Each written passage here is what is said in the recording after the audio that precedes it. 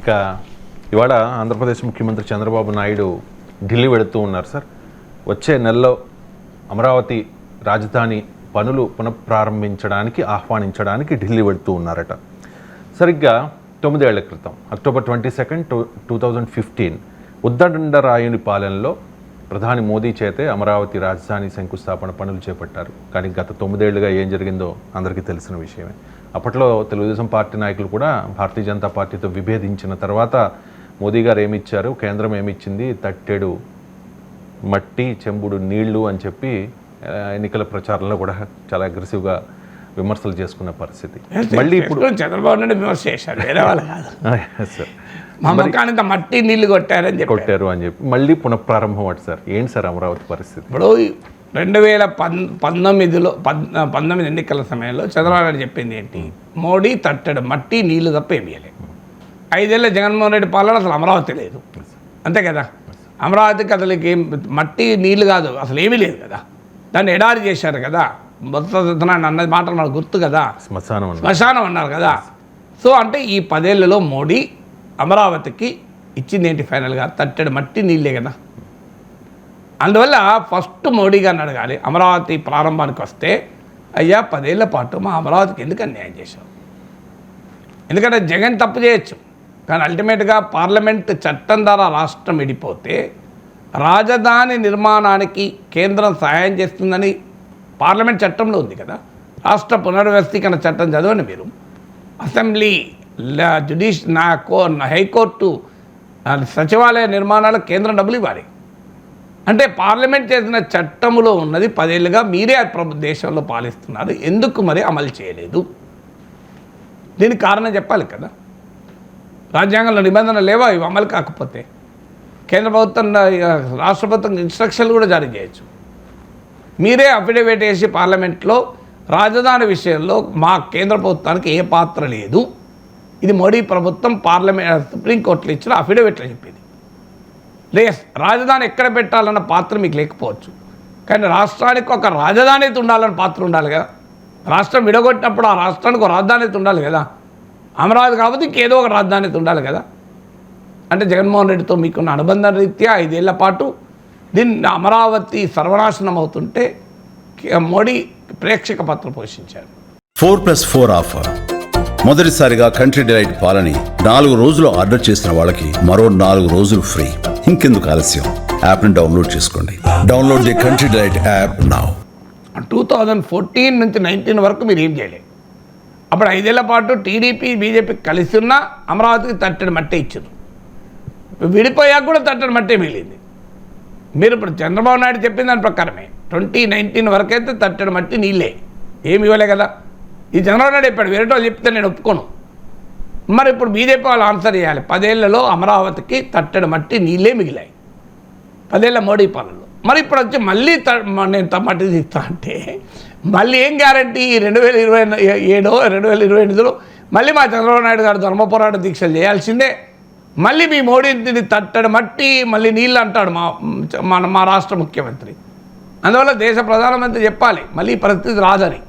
Guarantee ఉంటుందా? 2028లో వస్తుంది, 2027లోనే వస్తుందేమో. పరిస్థితులు చూస్తుంటే ముందే వచ్చినట్టుంది. బీజేపీ నాయకులతో మాట్లాడుతుంటే ఎక్కువ రోజులు పట్టేస్తారంటున్నారు, 6 నెలలో ఏడాదో అంటున్నారు. ఇంత నిజమో నాకు తెలియదు. సో అంటే మళ్ళీ తట్టెడు మట్టి నీళ్ళే అని వస్తుంది. అంటే ఆఖరికి అమరావతికి ఆఖరికి మిగిలేది వాళ్ళే ప్రారంభోత్సవాలు చేస్తారో, వాళ్ళే మా నోట్లో మట్టి కొట్టిపోతారా, ఇది మట్టి నీళ్ళు ఇచ్చిపోతారా? ఏ రాజకీయం ఇది? ఇప్పటికైనా నరేంద్ర మోడీ ఆహ్వానిస్తున్నారు భారత ప్రధానిగా. అమరావతికి ప్రపంచ బ్యాంక్ అప్పు 10,000 కోట్లు, ఏషియన్ డెవలప్మెంట్ బ్యాంకు 11,000 కోట్లు, ఆడుకో రుణము మళ్ళీ 5,000 కోట్లు. మా అప్పులతో మేము అమరావతి ఎందుకు కట్టుకోవాలండి? మా సీమాంధ్ర ప్రజల అభిష్టానికి భిన్నంగా పెద్దమ్మ చిన్నమ్మలు కలిసి కాంగ్రెస్ బీజేపీలకు కలిసి ఆంధ్రప్రదేశ్ని విడగొట్టారు కదా. సో సీమాంధ్ర ప్రజలు అడుగుతున్నారు, అయ్యా మా ఇష్టానికి వ్యతిరేకంగా విడగొట్టారు, మాకు హైదరాబాద్ లాంటి ఒక బ్రహ్మాండమైన రాజధాని లేకుండా చేశారు, మా అమరావతి నిర్మాణానికి మీరెందుకు బాధ్యత తీసుకోరు అని అడుగుతున్నారు. మీ వల్ల రాష్ట్రం విడిపోయింది, మీ వల్ల అంటే పార్లమెంట్ చట్టం కదా. బీజేపీ నాయకులు ఎన్నిసార్లు చెప్పారు, మేమే మద్దతు ఇవ్వకపోతే రాష్ట్రం విడిపోయేదని చెప్పారా లేదా? మరి ఇలా మీ బాధ్యత లేదా? మేమెందుకు అప్పుల పాలు కావాలి? మా తప్పు లేకుండా మీరు రాష్ట్రాన్ని విడగొట్టారు, మా అభిష్టానికి భిన్నంగా రాష్ట్రాన్ని విడగొట్టారు. మాకు విడగొట్టినప్పుడు మాకు రాజధాని కట్టే బాధ్యత మన కేంద్రానికి ఉండదా? కేంద్రానికి రాష్ట్రానికి రాజధాని నిర్మించే బాధ్యత ఉండదా అని అడుగుతున్నాం. ఉన్నప్పుడు మరి మేము ఎందుకు అప్పుల పాలు కావాలి? ఈ అప్పులు మళ్ళీ ఆంధ్రప్రదేశ్ ప్రజలే కట్టుకోవాలి కదా. మోడీ ప్రభుత్వం బడ్జెట్ ద్వారా అమరావతికి ఎంత గ్రాంట్ ఇచ్చింది చెప్పండి ఇప్పటికి నాకు. Please tell me what is the grant?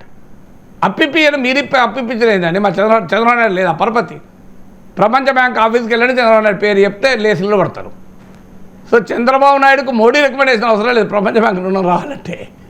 Chandrababu Naidu is more popular in world bank. Modi అంతర్జాతీయ స్థాయి గుర్తింపు ఉన్న ఏకైక ప్రాంతీయ నాయకుడు చంద్రబాబు నాయుడు.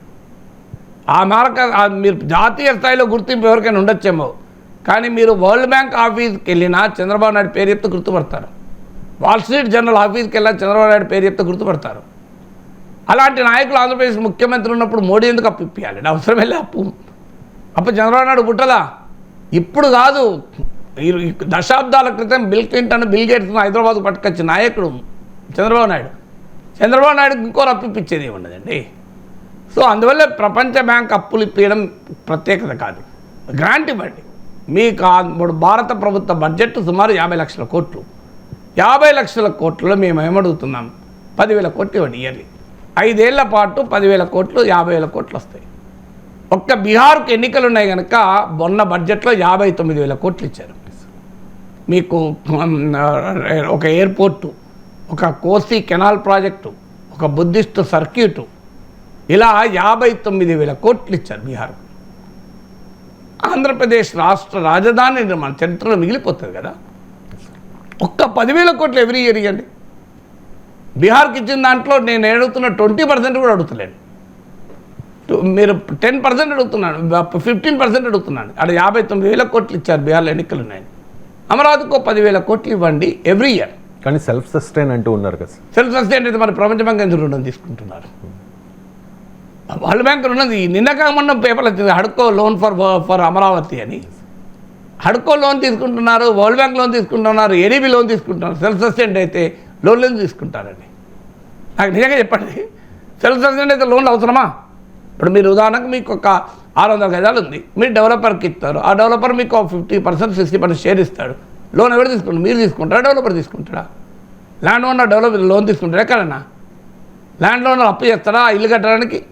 డెవలపర్ అప్పు చేసుకుంటాడు, మనకేం సంబంధం అండి? మరి ఇప్పుడు ఆంధ్రప్రదేశ్ ప్రభుత్వం ఎందుకు అప్పు చేస్తుంది? సిఆర్డీ ఎందుకు అప్పు చేస్తుంది? సో నాకు ఆన్సర్ ఉండాలి కదా. సెల్ఫ్ సస్టైన్ అయితే ప్రాబ్లం ఉన్నది, అప్పే అవసరం లేదుగా. 10 రూపాయలు అప్పు అవసరం లేదు. అప్పు చేయమని చెప్పండి. ఇప్పుడు రాజధానికి ఫైనాన్స్ మినిస్టర్ బడ్జెట్ స్పీచ్లోనే చెప్పారు కదా, 10,000 కోట్లు ఇప్పిస్తాం అప్పని. నేను ఆ రోజు కూడా అన్నాను కదా, అప్పా గ్రాంటా తేలాలి, అప్పా గ్రాంటా తేలాలి. ఫైనాన్స్ మినిస్టర్ తెలివిగా అది అప్పు అని చెప్పలే, గ్రాంట్ అని చెప్పలే. కానీ తర్వాత తేలిపోయింది కదా అప్పే అనేది. సో అందువల్ల నేను అంటున్న క్వశ్చన్ ఏంటంటే, అయ్యా మీరు ఏడాదికి ఒక 10,000 కోట్లు 5 సంవత్సరాలు ఇవ్వండి. లేదంటే మళ్ళీ మా చంద్రబాబు నాయుడు మీ పైన ధర్మ పోరాట దీక్షలు చేయక తప్పదు. మళ్ళీ 2028లో వచ్చి మోడీ ఏమిచ్చాడు, మాకు తట్టెడు మట్టి, ఇంత నీళ్ళే మొకాన కొట్టారో నాకు తప్పదు.